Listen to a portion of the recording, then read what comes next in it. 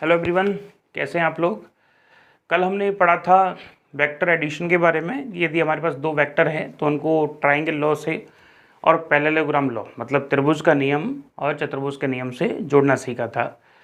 त्रिभुज के नियम में हमने देखा था कि यदि हमारे पास दो वेक्टर हैं तो आप उनके एडिशन में क्या करेंगे, एक वेक्टर लेंगे और दूसरे वेक्टर का जो टेल है, टेल पहले वेक्टर के हेड पे रखेंगे तो रिजल्ट क्या होगा, r इक्वल टू जो भी आपने वेक्टर लिखे हैं, फॉर एग्जांपल a और b हैं तो हो जाएगा a प्लस बी वेक्टर।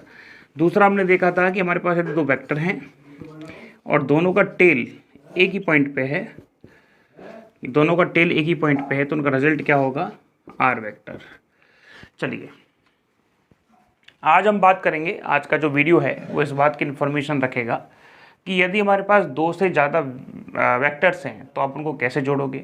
और दूसरी बात, हम आज पढ़ने वाले हैं सबसे इम्पॉर्टेंट टॉपिक, इजी भी है, वो है प्रोडक्ट, स्केलर प्रोडक्ट और वेक्टर प्रोडक्ट। तो पहले हमने एक न्यूमेरिकल दिया था आपको होमवर्क में, तो हम देख लेते हैं कि वो कैसे सॉल्व होगा। एक हमने दिया था 20 न्यूटन और दूसरा दिया था हमने 10 न्यूटन और आई थिंक 60 डिग्री का एंगल दिया था, मे बी 60 का हो, आप देख लेना, क्योंकि एंगल कोई भी हो सकता है, पैटर्न नहीं रहेगा सवाल को करने का। तो आप सोच रहे होंगे कि सर इसमें बीच में हम बना दें तो ये रिजल्ट को एक्सप्रेस करेगा, लेकिन ये गलत होगा। रिजल्ट को तब एक्सप्रेस करेगा जब दोनों वेक्टर्स का टेल एक ही पॉइंट पे आए, लेकिन यहाँ क्या हो रहा है, एक का हेड आ रहा है, एक का टेल आ रहा है। तो इस मेथड से आप पैरेललोग्राम लॉ इसमें नहीं लगा सकते। यदि आप पैरेललोग्राम लॉ लगाना चाहते हैं तो उसके लिए आवश्यक है कि इस वेक्टर को उठा के आप आगे लगाएं यहाँ, और इस वेक्टर को उठा के आप यहाँ लगा दीजिए, या इसको कीजिए कि इसको थोड़ा सा आगे बढ़ा दो तो बात बराबर है। अब यदि आपने इसको आगे बढ़ाया, ये 60 का है लेकिन ये कितने का है जी, 180 का, 60 जाएगा तो कितना बचेगा, ये कोण कितने का हो जाएगा, 120 का। तो ऐसे ही ये कोण कितने का हो जाएगा जी, 120 का। और रिजल्ट क्या आ जाएगा इस बार यहाँ, दैट इज आर वेक्टर। ये कितना है 20 न्यूटन, ये कितना है 10 न्यूटन। तो इस केस में जो हमारा आर वेक्टर होगा वो होगा रूट 10 का स्क्वायर 20 का स्क्वायर प्लस 2 10 20 कॉस 120। चलिए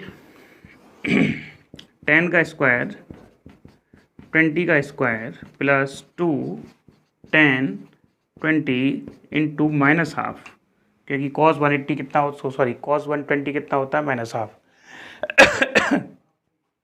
चलिए हाँ जी, ये 100, ये 400, ये 2 से 2 कैंसिल आउट हो गया तो माइनस आएगा और माइनस आएगा 200, दैट इज़ 100 कॉमन आ रहा है तो 10 बाहर आ गया, इधर बचेगा 1 4 माइनस 2 10, ये हो गया 5 माइनस 3 दैट इज़ 10 रूट 3, इसका आंसर हो जाएगा। ठीक है, तो यहाँ जो आर वेक्टर होगा वो होगा 10 रूट 3। आप कैलकुलेशन और चेक कर लीजिएगा, बाकी का 10 रूट 3 आंसर होगा।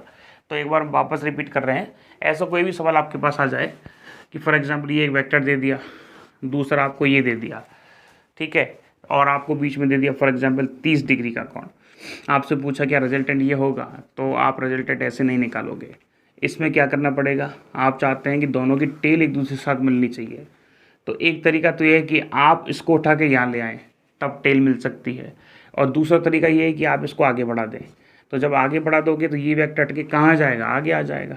तो अभी ये कोण कितने का था जी, 30 का, तो ये कितने का हो जाएगा, 150 का। आपका रिजल्ट यहाँ हो जाएगा। तो आप लिखेंगे फॉर एग्जांपल ये ए है, ये बी है, तो a square B square 2ab cos 150। ठीक है, आप इसको ऐसे सॉल्व करेंगे। चलिए आगे बात करते हैं, दो से ज़्यादा यदि वेक्टर हमारे पास हैं तो हम उनको कैसे ऐड करने वाले हैं। एक आपने पढ़ा होगा बहुभुज का नियम, पॉलीगॉन लॉ, ठीक है। उस लॉ में क्या करते हैं कि जितने भी वेक्टर दिए हैं उनको बहुभुज की भुजाओं के अकॉर्डिंग सेट करते हैं, और जो आखिरी भुजा है जो उल्टे क्रम में होती है, विपरीत ऑर्डर में होती है, अपोजिट ऑर्डर में होती है, उसके रिजल्ट को शो करेगी। फॉर एग्जाम्पल हमारे पास कई सारे वेक्टर दिए हैं, वेक्टर ए, वेक्टर बी या वेक्टर सी मान लीजिए, और एक आपको ऐसे दे दिया वेक्टर बी, तो बताइए इन सब का एडिशन क्या होने वाला है, ऐसा कोई आपको दे दिया है तो आप क्या करेंगे, सबको जोड़ेंगे। तो बहुभुज का मतलब होता है जिसमें दो से ज़्यादा भुजाएं हैं, और आपका जो टास्क है वो यही है कि हमारे पास दो से ज़्यादा वेक्टर है जिनको ऐड करना है। तो तरीका क्या है कि आप हर एक वेक्टर को, आपका जो पॉलीगॉन है, लिख देते हैं हम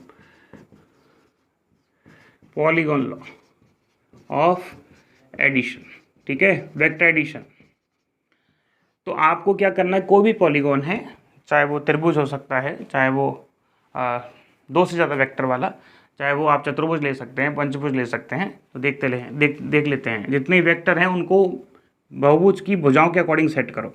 अब जैसे 3 हैं तो हमने एक वेक्टर, दूसरा वेक्टर और तीसरा वेक्टर। ध्यान रहे ना तो आपको वेक्टर का मैग्नीट्यूड चेंज करना है और ना वेक्टर का मैग्नीट्यूड चेंज करना है और ना डायरेक्शन चेंज करनी है, दोनों चेंज नहीं करने, ठीक है। तो अभी जो इसका रिजल्ट होगा वो आपको उल्टी दिशा में जो इस बहुभुज को बंद करेगा वो आपको रिजल्ट होगा। तो आप रिजल्ट लिखोगे R vector A plus B plus C equal to R, A plus B plus C equal to R. दूसरा देख सकते हैं, जैसे हमारे पास कोई इस प्रकार का आ गया, that is A vector, B vector, D vector, C vector और आर वेक्टर। तो यहाँ लिखने वाले हैं हम आर वेक्टर बराबर क्या होगा, ए बी डी सी। तो A vector, B vector, C vector और डी वेक्टर। तो हम वापस समझा रहे हैं, बड़ा सिंपल सा रूल है कि किसी भी बहुभुज में आप वेक्टर को ऐसे एडजस्ट करो कि वो उसकी एक भुजा को एक्सप्रेस करे, और जो लास्ट का रिजल्ट होगा वो इस, जैसे अभी ये है तो ये हमारे सारे वेक्टर काउंट हो गए, लेकिन लास्ट में इस बहुभुज को बंद करना पड़ेगा। तो बंद करने वाला जो विपरीत क्रम का वेक्टर है, उल्टे ऑर्डर का वेक्टर है या अपोजिट ऑर्डर का वेक्टर है, वो आपके रिजल्ट को शो करेगा। चलिए कुछ न्यूमेरिकल कर लेते हैं इसके, बड़े साधारण से न्यूमेरिकल आते हैं। वैसे इससे क्वेश्चन आना थोड़ा मुश्किल है, लेकिन फिर भी हम डिस्कस कर लेते हैं। जैसे हमारे पास दे दिया एक, आपने केमिस्ट्री में पढ़ा होगा, बेंजीन रिंग, ओके। ये ए वेक्टर दे दिया उसने, ये बी दे दिया, ये सी दे दिया, ये डी दे दिया, ये आर दे दिया और ये ई वेक्टर दे दिया, कुछ भी दे दिया। इनकी डायरेक्शन ऐसे बना दी, इनकी ऐसे बना दी। तो अब कन्फ्यूजन हो गया साहब, अब क्या करें, क्योंकि रिजल्ट तो दो नहीं हो सकते, रिजल्ट तो एक है और हमको आर फाइंड करना है। लेकिन आपके पास तो दो अपोजिट ऑर्डर के आ रहे हैं, बाकी के सेम ऑर्डर के आ रहे हैं। तो सेम ऑर्डर के एक साथ लिख लीजिए और अपोजिट ऑर्डर के एक साथ लिख लीजिए। तो देखो e vector plus a vector plus b vector plus ये कहाँ है, इसका भी ऐसे कर लेते हैं, ये है सी वेक्टर इक्वल टू, देखो उल्टे हो गए, तो D vector plus R vector. वापस कहाँ आ गए, ई वेक्टर पे। हमको क्या चाहिए, आर वेक्टर। तो आर वेक्टर को सेपरेट कर लो, e vector plus a vector plus b vector plus c vector minus d vector. आप ऐसे सॉल्व कर सकते हैं। और भी देखिए, ऐसा कोई क्वेश्चन आ गया जिसमें आपको दे दिया ए वेक्टर ऐसे जा रहा है, लेकिन बी वेक्टर उल्टा आ गया। फिर आपने जोड़ दिया जो सी वेक्टर है वो ऐसे जा रहा है, लेकिन डी वेक्टर उल्टा आ गया। एफ वेक्टर ऐसे जा रहा है और ये आर वेक्टर मान लीजिए जो ऐसे जा रहा है। तो ऐसे इसको कैसे सॉल्व करेंगे, तो एक तरफ जो लाइन है, एक डायरेक्शन में जो है उनको एक पॉजिटिव या नेगेटिव मान लीजिए, या उनको एक साथ लिख लीजिए, और दूसरी साइड में जो है अपोजिट डायरेक्शन वाले लिख लीजिए। चलिए यहाँ से चालू कर देते हैं। ऐसे ही ए ऐसे जा रहा है तो हमने ए वेक्टर लिख दिया, बी ऐसे आ रहा है तो हमने इसको नहीं लिया, फिर मिला सी वेक्टर को लिख दिया, फिर देखा एफ को भी लिख दिया, फिर देखा आर को भी लिख दिया। बराबर देखो ये उल्टा आ रहा था, बी वेक्टर लिख दिया, और ये उल्टा आ रहा था तो डी वेक्टर लिख दिया। तो आई थिंक 6 होने चाहिए, 6 हो गए।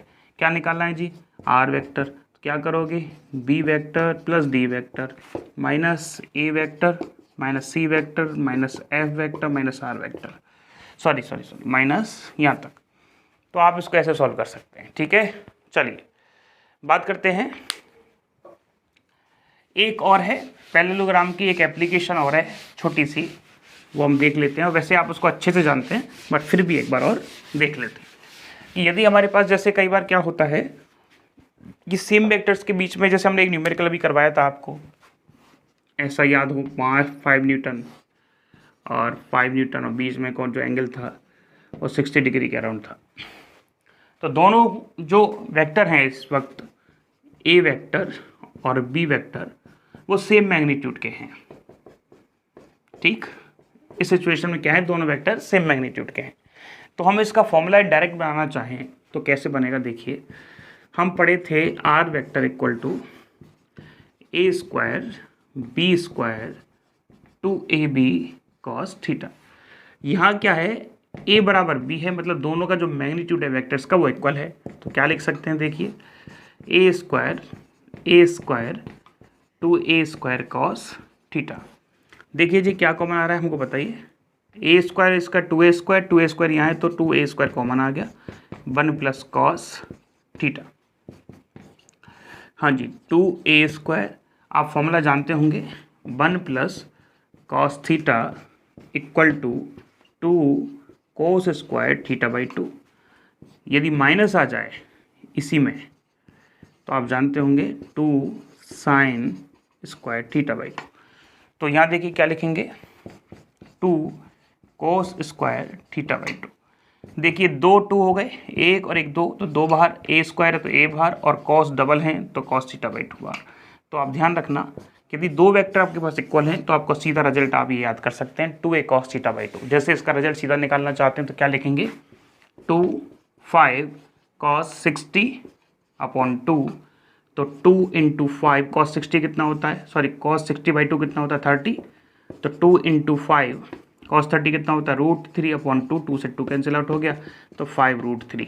आई थिंक यही आंसर आ रहा था आपका, सीधा आप कर सकते हैं। ठीक है, तो ये एक एप्लीकेशन है, इसको भी आप नोट कर लीजिएगा। चलिए अब बात करते हैं प्रोडक्ट के बारे में। यदि आपको दो सदिश राशियों का प्रोडक्ट करना है तो आप कैसे करेंगे। तो बात ये आती है कि सर जब सदिश राशियों का प्रोडक्ट करना है, मतलब हम जैसे हम बात कर रहे थे कि हमारे पास दो वेक्टर्स हैं, उनका प्रोडक्ट करना है, उनका मल्टीपल करना है, तो हम दो प्रोडक्ट क्यों लेते हैं, एक वेक्टर प्रोडक्ट और एक स्केलर प्रोडक्ट। उनका डेफिनेशन अलग अलग क्यों है, तो देखिए यदि हमारे पास ए वेक्टर और बी वेक्टर, दो वेक्टर हैं, ठीक है, ए और बी, दोनों में ही प्रोडक्ट होगा, ए वेक्टर बी वेक्टर, ए वेक्टर और बी वेक्टर। मतलब पहली बात तो ये कि अदिश गुणनफल हो या सदिश गुणनफल हो, मतलब या स्केलर प्रोडक्ट हो या वेक्टर प्रोडक्ट हो, दोनों में सदिशों का ही गुणनफल होने वाला है।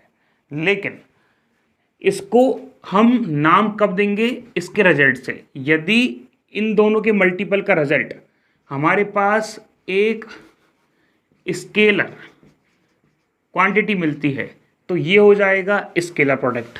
क्या हो जाएगा, स्केलर प्रोडक्ट। और यदि इन दोनों के मल्टीपल का जो रिजल्ट है वो हमको वेक्टर मिलता है तो ये हो जाएगा वेक्टर प्रोडक्ट। ठीक, वापस समझा रहे हैं, दोनों में सदिश हैं, दोनों में सदिश राशियों का ही गुणा होना है, वेक्टर का ही मल्टीपल होना है। लेकिन वेक्टर का रिजल्ट यदि स्केलर मिलेगा, वेक्टर का मल्टीपल का रिजल्ट यदि स्केलर मिलेगा तो स्केलर प्रोडक्ट होगा, और दोनों वेक्टर का मल्टीपल का रिजल्ट यदि वेक्टर मिलेगा तो कौन सा प्रोडक्ट होगा, वेक्टर प्रोडक्ट। तो हमने दोनों को अलग अलग शो करने के लिए एक के बीच में डॉट लगा दिया और एक के बीच में क्रॉस लगा दिया। तो क्रॉस रिप्रेजेंटेशन है वेक्टर प्रोडक्ट का, और जो डॉट है वो रिप्रेजेंटेशन है किसका, स्केलर प्रोडक्ट का। चलिए बात करते हैं, अब स्पेशली बात करते हैं स्केलर प्रोडक्ट की।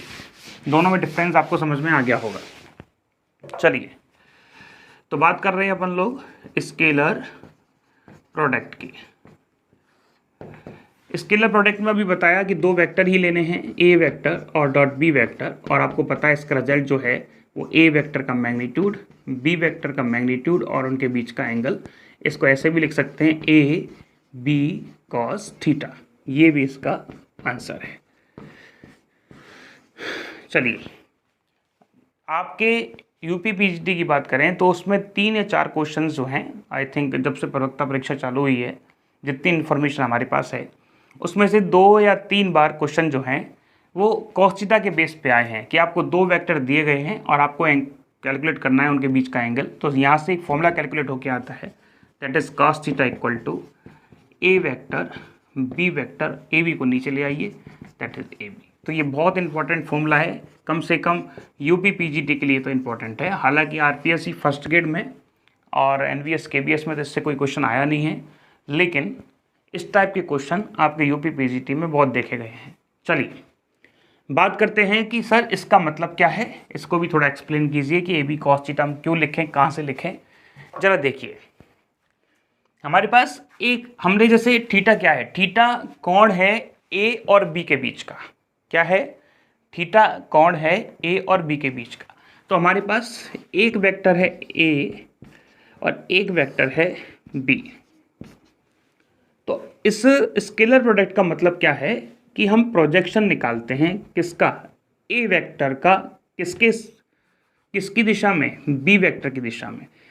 इन दोनों के बीच का कोण कितना है जी, थीटा। इसका कंपोनेंट नीचे लाइए या इसका प्रोजेक्शन नीचे देखेंगे तो कितना आएगा, ए कॉस थीटा, किसकी डायरेक्शन में, बी की डायरेक्शन में। तो देखिए ए वेक्टर डॉट बी वेक्टर का मतलब है प्रोजेक्शन देखा जा रहा है ए का किसकी दिशा में, बी की दिशा में। आया बात समझ में। चलिए दूसरा देख सकते हैं ये ए वेक्टर है और यही बी वेक्टर है, बीच का एंगल थीटा है। इस बार हमने प्रोजेक्शन देख लिया है बी का किसकी दिशा में, ए की दिशा में, वो कितना आएगा जी, बी कॉस थीटा। तो आप क्या लिखोगे, ए वेक्टर डॉट बी वेक्टर, इस बार प्रोजेक्शन देख रहे हैं हम बी का किसकी दिशा में, ए की दिशा में। तो दोनों का मतलब क्या है, दोनों का मतलब यही वही है, ए बी कॉस थीटा, और इसको क्या कहेंगे, ए बी कॉस थीटा। बताया समझ में। ये जो स्केलर प्रोडक्ट है ये एक तरह से प्रोजेक्शन को शो करता है कि ए का प्रोजेक्शन ए कॉस थीटा किसकी दिशा में, बी की दिशा में, और बी का प्रोजेक्शन किसकी दिशा में, ए की दिशा में। यहाँ से एक और इन्फॉर्मेशन मिल रही है कि आप ए वेक्टर और बी वेक्टर करें तो आएगा ए बी कॉस थीटा, और आप बी वेक्टर और ए वेक्टर करें तो क्या आएगा, बी ए कॉस थीटा, और जिसको लिखा जा सकता है ए बी कॉस थीटा। इसका मतलब ये है कि ये जो स्केलर प्रोडक्ट है वो कम्यूटेटिव लॉ, किसके, मल्टीपल के कम्यूटेटिव लॉ को फॉलो करता है, मतलब क्रम विनिमय नियम को ये फॉलो करता है। जो हमारे स्केलर प्रोडक्ट है वो क्रम विनिमय नियम को मानता है, फॉलो करता है। ठीक है, चलिए इसके कुछ न्यूमेरिकल ले लेते हैं और न्यूमेरिकल कैसे सॉल्व करते हैं वो देख लेते हैं।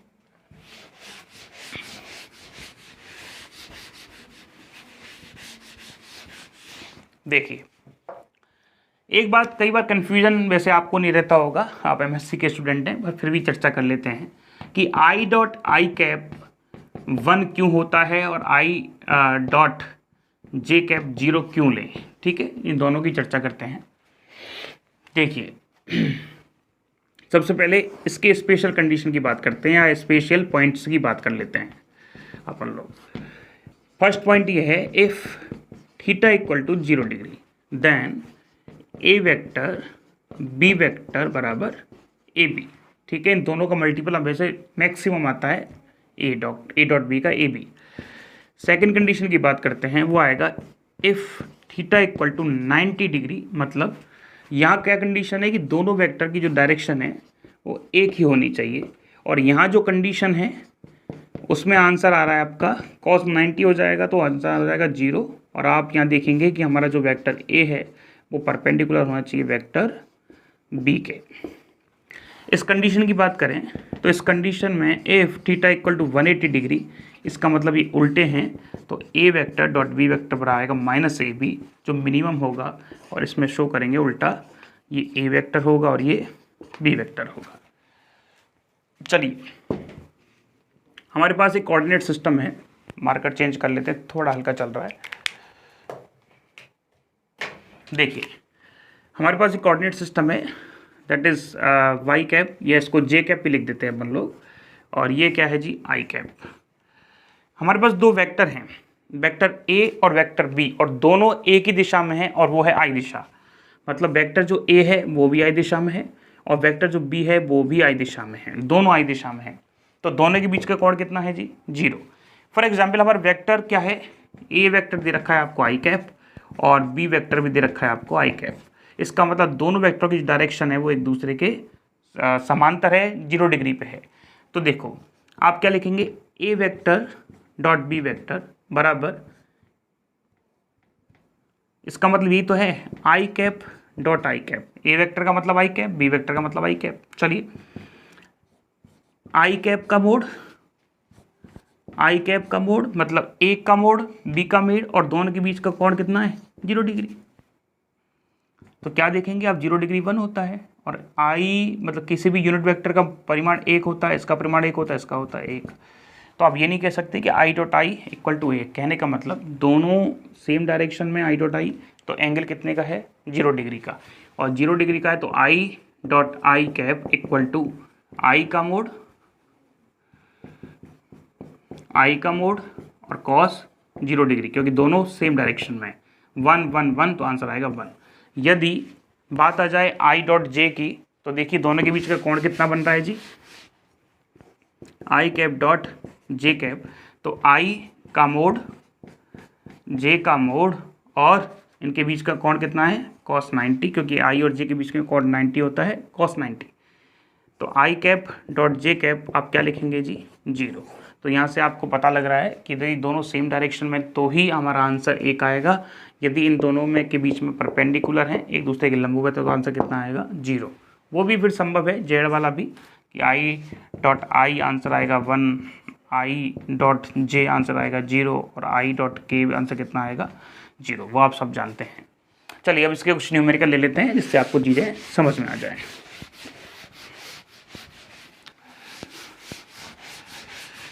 हाँ जी, आई डॉट आई कितना बताया था, 1 और आई डॉट जे कितना बताया था, 0। मतलब सेम सेम मल्टीप्लाई हो रहे हैं तो 1 आएगा। और यदि परपेंडिकुलर वाले यस ये कह दो अलग अलग मल्टीप्लाई हो रहे हैं तो आंसर 0 आने वाला है। चलिए एक न्यूमेरिकल देख लेते हैं। न्यूमेरिकल है, आपको दिया है a vector 2i cap plus 3j cap plus 4k cap और एक वेक्टर है v, वो है i cap minus j cap plus 2k cap. और आपको क्या करना है, इन दोनों वेक्टर्स के बीच का cos थीटा फाइंड करना है और एक निकालना है। चलो cos थीटा निकालना है, ठीक। चलिए और एक बार क्वेश्चन ये भी है कि एक ए वेक्टर डॉट बी वेक्टर की आप इसका कैलकुलेट कर लें। वैसे तो आपके जो पेपर में ये आया है, हम बताते हैं आपको, ये आया प्रवक्ता परीक्षा 2003 सॉरी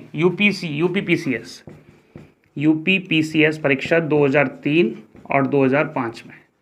सिंपल सा क्वेश्चन है। इस क्वेश्चन के बारे में बात करते हैं। तो प्रवक्ता यूपीपीसीएस जो परीक्षा है उसमें पूछा गया है आपसे cos theta, A dot B हम आपसे निकलवा रहे हैं।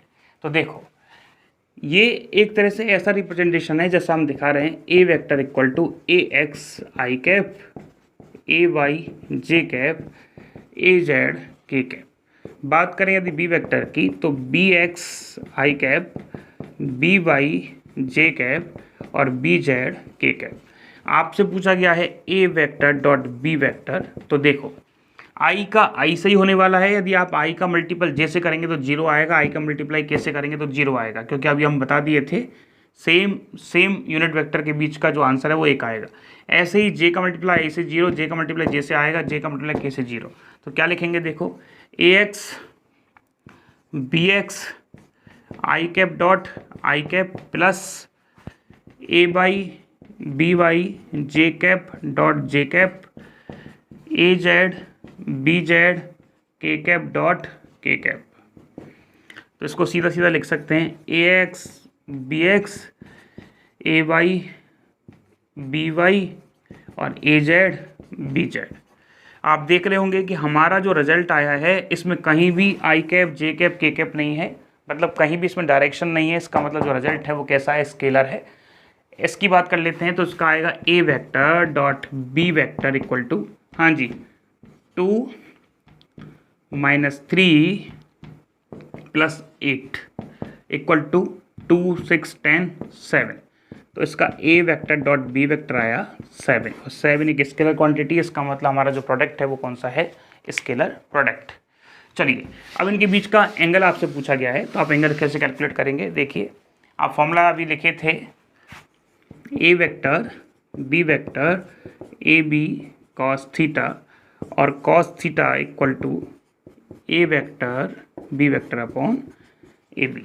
तो चलिए पहले a vector dot B vector का रिजल्ट कितना है आपका, cos theta equal to 7 upon, नीचे किसका मैग्नीट्यूड है, ए का, तो क्या लिखोगे, हाँ जी 2 का स्क्वायर 3 का स्क्वायर और 4 का स्क्वायर प्लस मल्टीपल, हाँ जी 1 का स्क्वायर माइनस 1 का स्क्वायर प्लस 2 का स्क्वायर, 7 अपॉन 2 दैट इज 4 9 16, हाँ जी 114, 7 रूट 9 6 25 29 और दैट इज 4 5 6, तो आपका आंसर आ जाएगा 7 अपॉन 29 इंटू 6।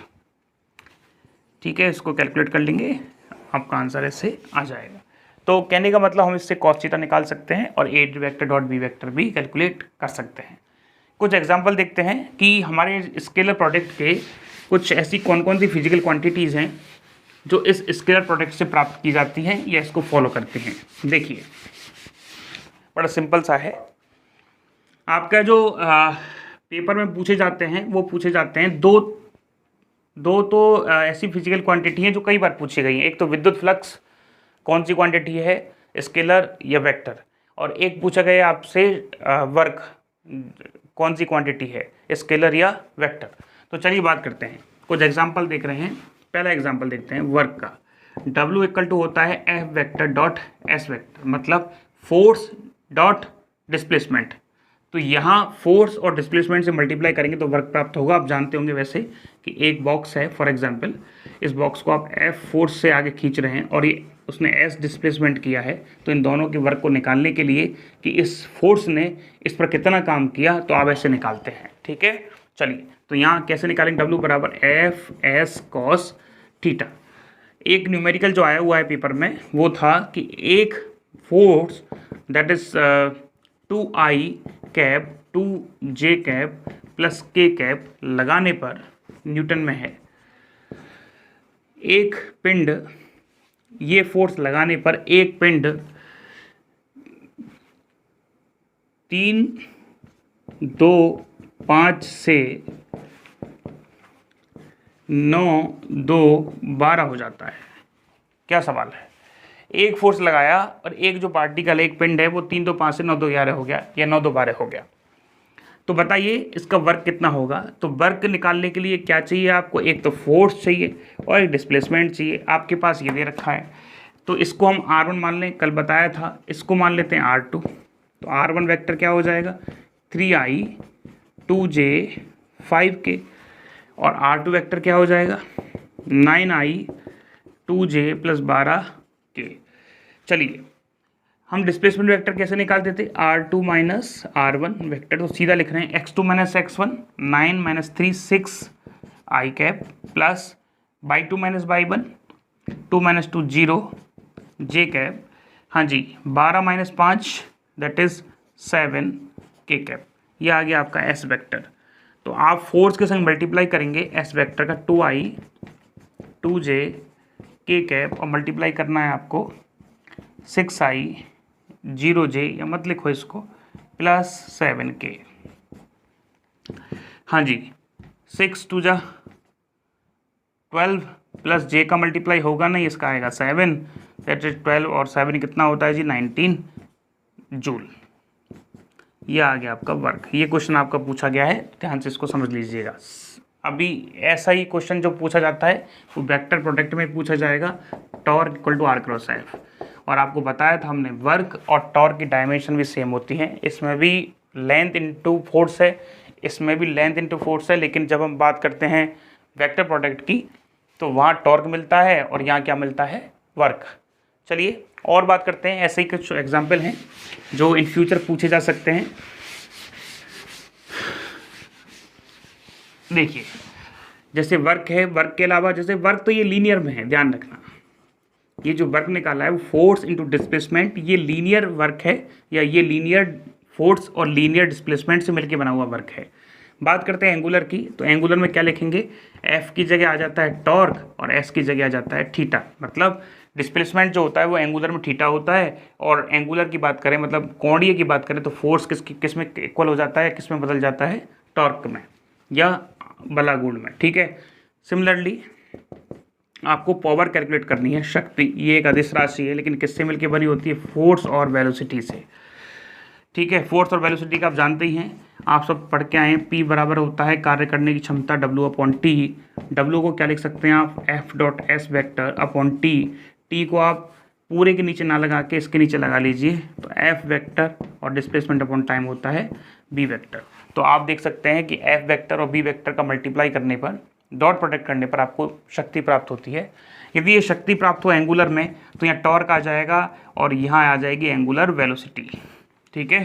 तो यहाँ टॉर्क जो है वो वेक्टर क्वांटिटी है, एंगुलर वेलोसिटी वेक्टर क्वांटिटी है, लेकिन दोनों का जो डॉट प्रोडक्ट होगा तो क्या मिलेगा, पावर, जो कैसी राशि है जी, स्केलर। चलिए और बात करते हैं। आपसे पूछ लिया जाता है फ्लक्स बताइए। फ्लक्स होता है V, बात करते हैं इलेक्ट्रिक फ्लक्स की तो होगा E.A वेक्टर। तो यहाँ जो फ्लक्स है वो कैसी क्वांटिटी है, एक स्केलर क्वांटिटी है। किससे प्राप्त हुई है, इलेक्ट्रिक फील्ड और एरिया से। एरिया भी वेक्टर क्वांटिटी है, इलेक्ट्रिक फील्ड वेक्टर क्वांटिटी है। कल बताया था एरिया का जो दिशा है, डायरेक्शन है, वो सतह से कहाँ होता है, परपेंडिकुलर, बाहर की तरफ। तो बात करते हैं मैग्नेटिक फील्ड के केस में, तो वहाँ हो जाएगा B vector dot A vector. चलिए, तो ऐसे आप कई सारे एग्जाम्पल देख सकते हैं जो किस पे बेस्ड है, डॉट प्रोडक्ट पे बेस्ड है। एक न्यूमेरिकल है जो कई बार पेपरों में भी आया है, और ना केवल कॉम्पिटिटिव एग्जाम में बल्कि नेट JRF के जो पेपर होते हैं, जो हायर एजुकेशन के पेपर हैं, उनमें भी पूछ लिया जाता है। वेक्टर एनालिसिस का मैथमेटिकल में एक सब्जेक्ट आता है वेक्टर एनालिसिस, उसमें पूछ लेते हैं। तो ये पूछा जाता है कि एक वेक्टर दे रखा है आपको, for example P vector that is 2i cap 3j cap 4k cap, और दूसरा वेक्टर दे रखा है Q vector equal to 2i cap plus alpha j cap plus k cap. तो बताइए what is the value of alpha.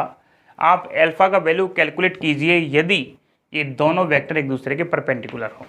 ऐसा question कई बार पूछा जाता है।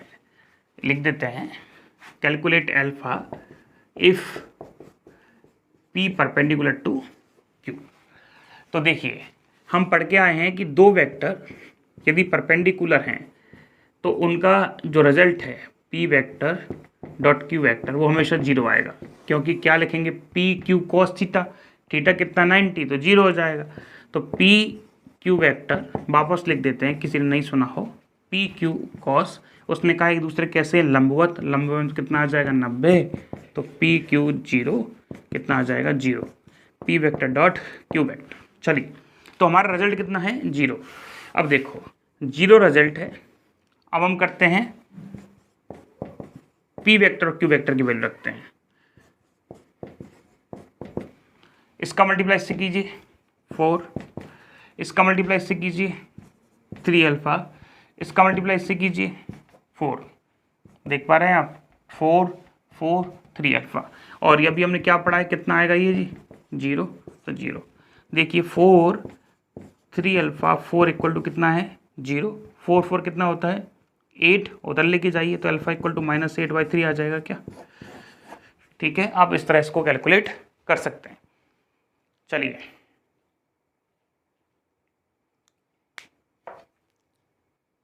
लिख लीजिए आप इसको।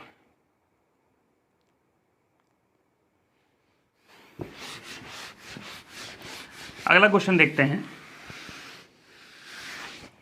अगला क्वेश्चन है, परीक्षा है आपकी यूपी पीजीटी प्रवक्ता परीक्षा 2009। ठीक है, अच्छा क्वेश्चन है। देखिए, ये क्वेश्चन दिया है कि एक वेक्टर है आपके पास, a vector that is 2i cap 3j cap.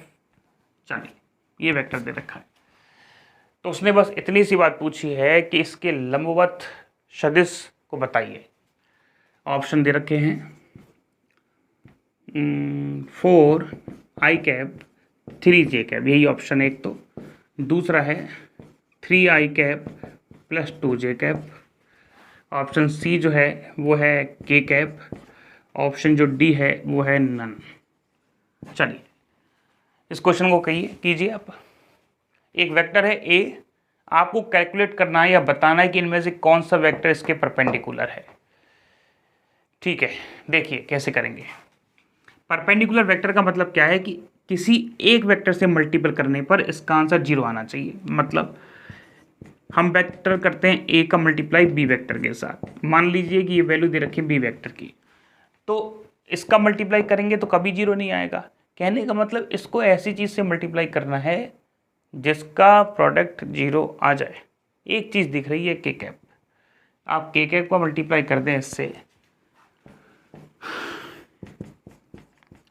2i cap 3j cap dot k cap है इसमें नहीं है, तो के कैप का मल्टीप्लाई इससे करोगे तो 0, के कैप का मल्टीप्लाई करोगे तो 0, तो 0 बराबर 0। तो आप क्या लिखेंगे कि a डॉट बी का आंसर 0 आने का इन्फॉर्मेशन क्या है कि आपने जो b वेक्टर मल्टीप्लाई किया है वो a वेक्टर के कैसा है, परपेंडिकुलर। चलिए ऐसे क्वेश्चन पूछे जाते हैं।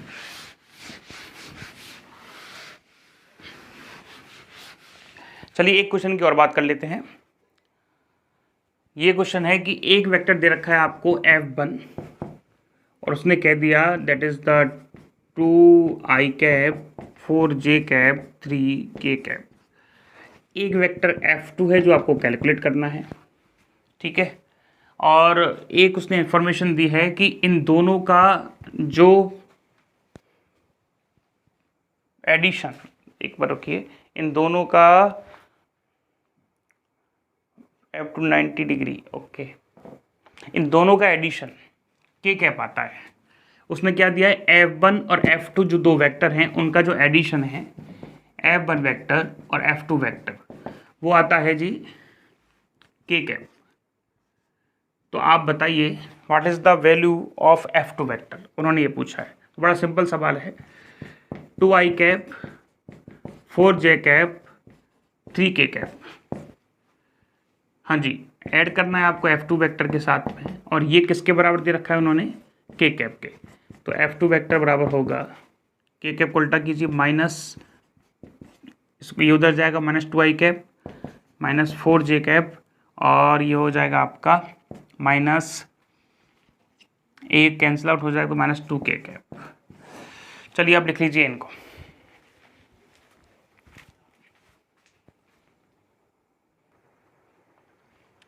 ओके, तो आज हमने पढ़ लिया है वेक्टर, सॉरी स्केलर प्रोडक्ट, और कल हम पढ़ेंगे वेक्टर प्रोडक्ट। आपको सवाल आज आई थिंक होमवर्क में नहीं दिए हैं, तो आप करके बताइएगा, कुछ होमवर्क दे के जा रहे हैं आपको। एक आर वेक्टर दे रखा है आपको, that is 4i cap minus j cap plus 2k cap, और एक f वेक्टर है वो है 4i cap plus k cap. तो आपको टॉर्क कैलकुलेट करना है, ठीक है। चलिए, टॉर्क नहीं, दैट इज एस वेक्टर, तो आपको कैलकुलेट करना है फोर्स, मतलब वर्क। टॉर्क यदि कैलकुलेट करोगे तो आपको वेक्टर प्रोडक्ट आना चाहिए, और वेक्टर प्रोडक्ट अभी आपको आता नहीं है। चलिए एक क्वेश्चन देते हैं, एस वेक्टर या v vector equal to i cap minus j cap, तो f vector equal to 2i cap plus 4k cap. तो आप बताइए पावर का वैल्यू कितना होगा, शक्ति का। कल बात करेंगे वेक्टर प्रोडक्ट के बारे में और इसके कुछ न्यूमेरिकल्स के बारे में। एक्चुअली हम इस वीडियो में और आने वाली वीडियोस में कोशिश ये करते हैं कि पेपर में जितने भी सवाल आए हुए हैं उनको सबको ले और आपको सबको समझाएं। इसलिए कोशिश की जाती है कि हर एक न्यूमेरिकल आपको एग्जाम्पल में भी, आपको होमवर्क में भी वही दिया जाए जो एग्ज़ाम पेपर में आया हुआ है। तो आप उसको सुनते रहिए, समझते रहिए, और असाइनमेंट आपको ग्रुप में मिलेंगे, आप वहाँ जाके असाइनमेंट सॉल्व कर सकते हैं। असाइनमेंट की वीडियो भी आपको ग्रुप में लिंक मिल जाएगा, वहाँ से आप देख सकते हैं और हमको यूट्यूब पे फॉलो कर सकते हैं। Thank you.